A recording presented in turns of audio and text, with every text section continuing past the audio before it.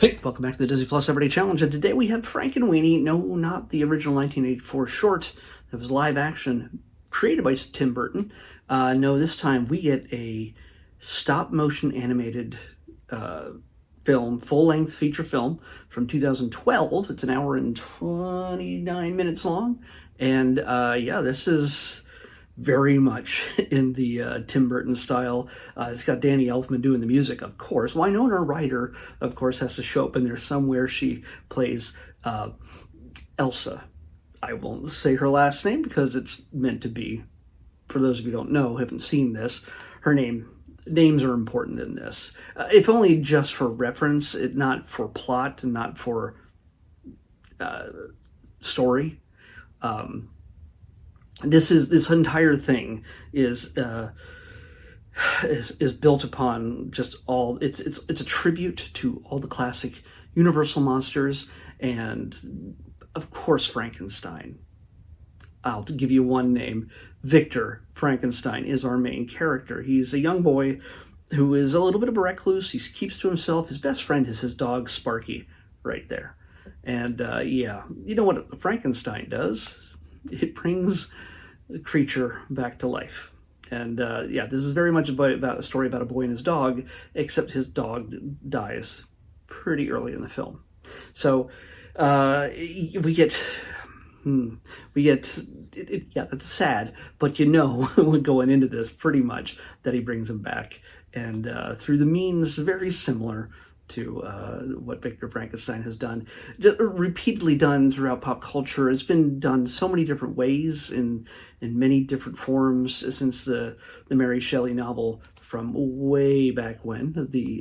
We can call Mary Shelley the creator of science fiction, popular science fiction.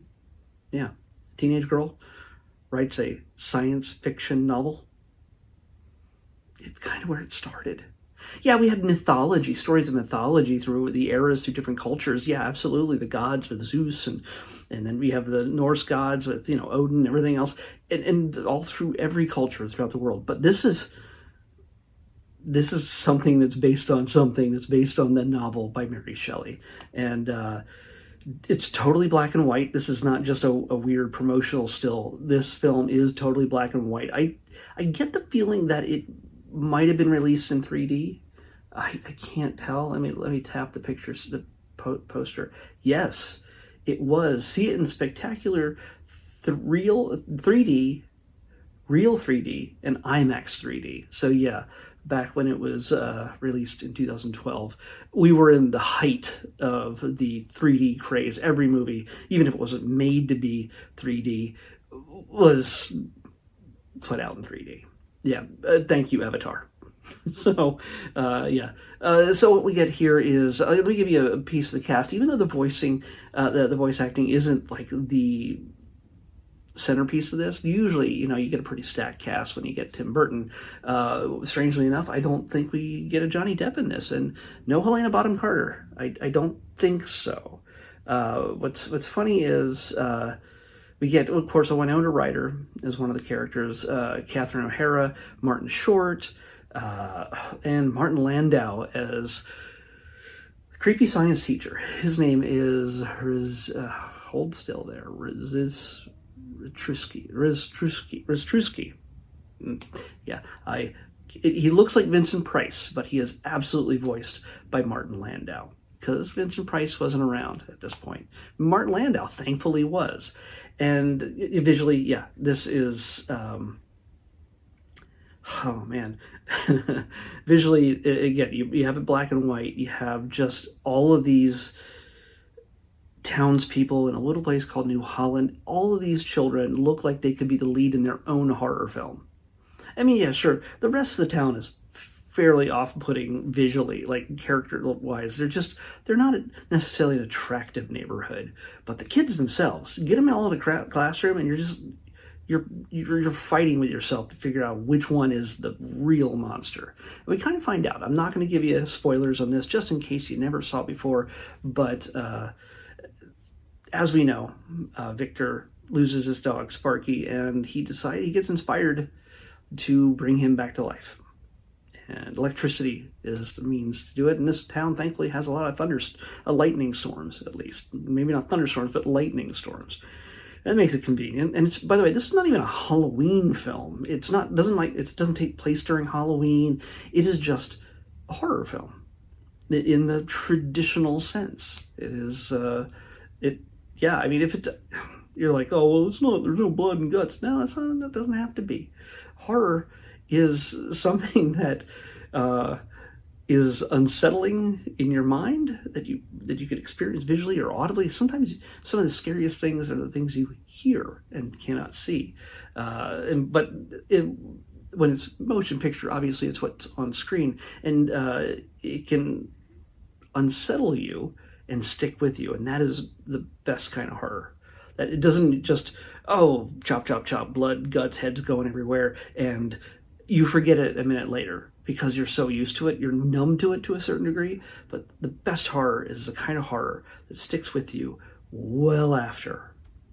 It's never, like, I haven't seen the Terrifier films yet, but I get the idea that I hear so many good things about them, that they're so just, people are like throwing up in the theaters, or just getting so sick, and it's terrifying. And I get that it's probably super violent, but it's probably not the violence, I'm guessing, that really sticks with people, that makes them, as they're walking out of the theater going, what did I just see? It's the context of the violence. And in this, that's the context of the horror, let's just say. And in this,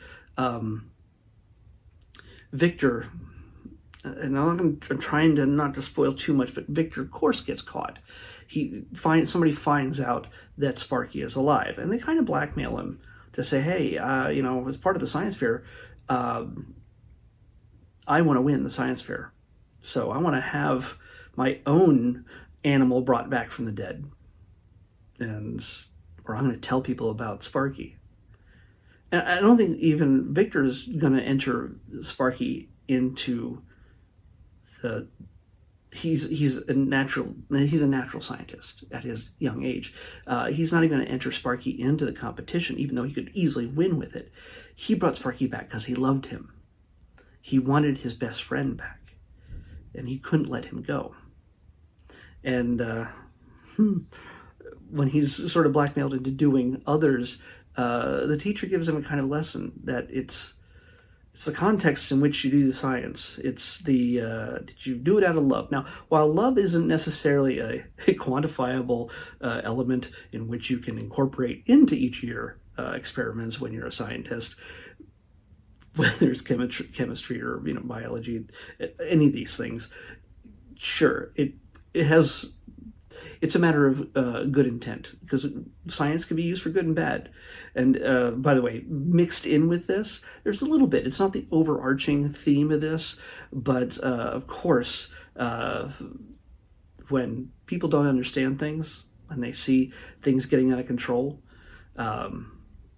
they blame the people who create the science. And this is very prescient. This is nearly 8 years ahead of its time. Let's just say that it's almost 8 years ahead of its time, because the townspeople get together and they're just freaked out. It's this thing that's happening, and the scientist, the teacher, is the bad influence. The person who knows about the science is the bad guy. He's influenced the children to do something that is horrible. And so they're going to just, replace him with somebody who knows nothing. But she's good enough in their minds as long as she can't do any harm indirectly. However, at the same time, we get the teacher in a tremendously awesome speech, as Martin Landau performing it. He doesn't react too well to this, and he gives them a piece of their mind. Something that I think a lot of people would have loved to have said, not even 4 years ago, to a number of people. So it feels very contemporary, even though it looks like it was filmed, it took place in the 1950s. Yeah, so this is very much a Disney film, and it doesn't have, again, you don't feel necessarily the Disney influence, if that's such a thing that we can really quantify as well. But I mean, Tim Burton got to start working in animation at Disney, like his big deal start. That's how he got the first Frankenweenie made, and how he's gotten to do so many of the things, Nightmare Before Christmas, and Edward Scissorhands, and just all the quirky. I know I don't want to use that word too much because it gets to be overused when people talk about his work. But this is straightforward horror, as it was meant to be, but animated, and kids can handle it. This is the kind of thing. Yeah, there's some of the parts of Sparky fall off here and there, but it never leans into being gross or gratuitous. If anything, again, the monsters are the children for a time. Things take a turn for the worst, of course, towards the final act, and when people kind of get out of control. And yes, there is, in a place called New Holland, yes, there is a windmill that is going to have to catch fire at some point. People with torches. If you know the old Frankenstein's monster story, yeah, there's allusions to so many other monsters as well. Even I'm going to say it's wrong. Gamera, Gamera, Godzilla, but Gamera. Creature from the Black Lagoon. Even I have to. I know it's probably not the intent. A little bit of Gremlins.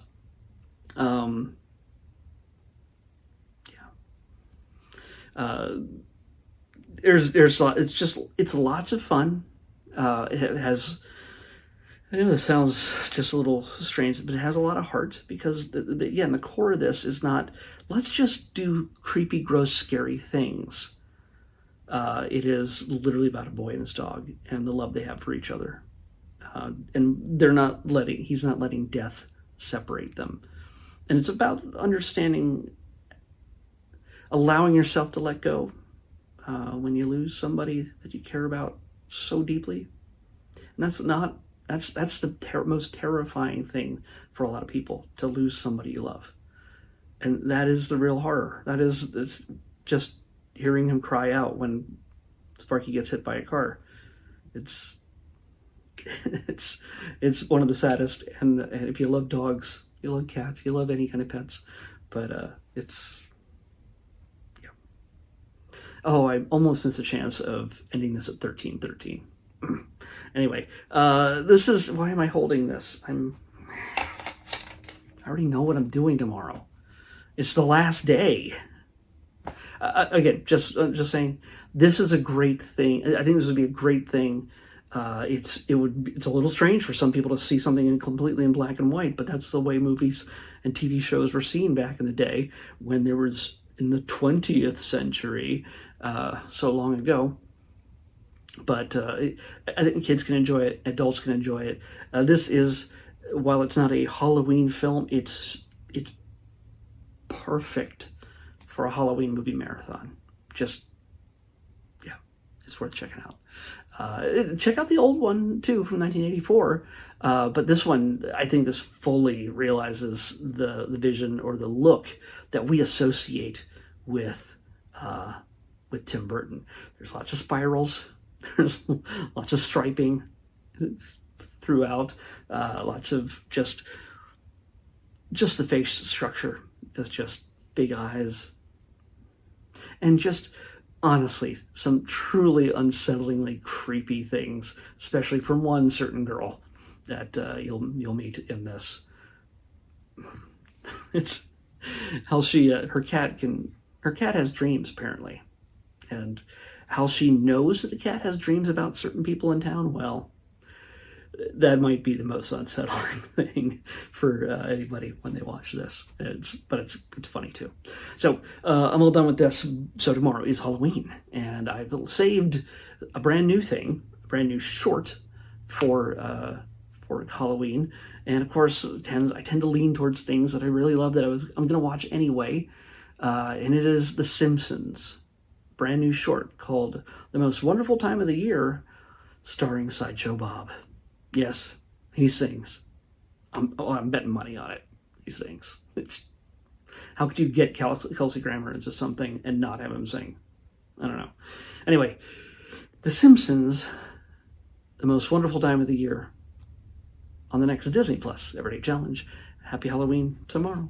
Happy Devil's Night. If The Crow was on Disney Plus, I would have watched The Crow tonight, but that's not a thing. That doesn't exist here. So, was that a universe? I don't know. Anyway, see you tomorrow.